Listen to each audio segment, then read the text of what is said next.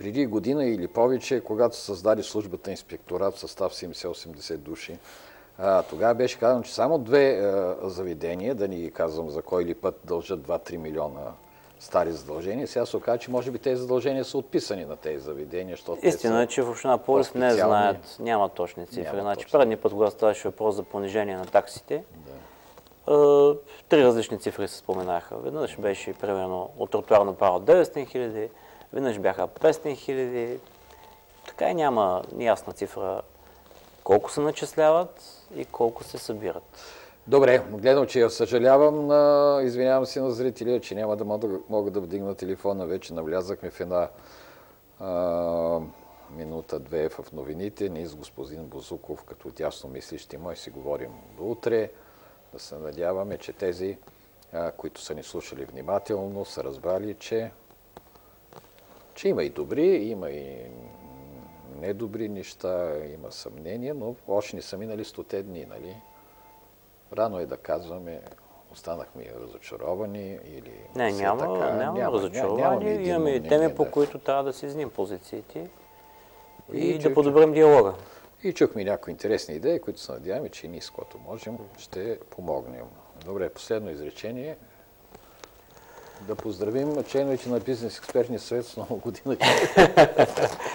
Да си пожелаем една не по-лоша от миналата година, надявам се. Вече така се поздравяваме в бизнеса.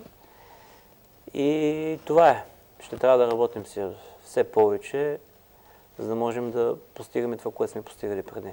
Извинявай, само един... Ще пресочим една още.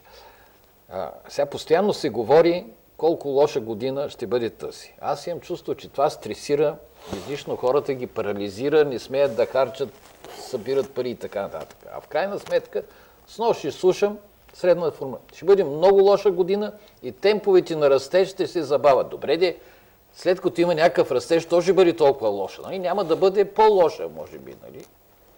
Тоест по-добра няма да бъде, но... Евгений, ако ни дигнат... Лично твоето усещане какво е? Ако ни дигнат тока с 7-9%, ако ни дигнат парното с пак 7-9%, ако се дигне гъста същото, тъй като това са едни монополни дейности, ние ще имаме един ръст на брутния вътрешен продукт, но ще се пита в задачата, ако тези монополни дейности са дигнали, са повишили оборотите, има ръст, те ще имат ръст. Значи останалите икономически субекти ще го, така, грубо казано, компенсираме с нашия минус.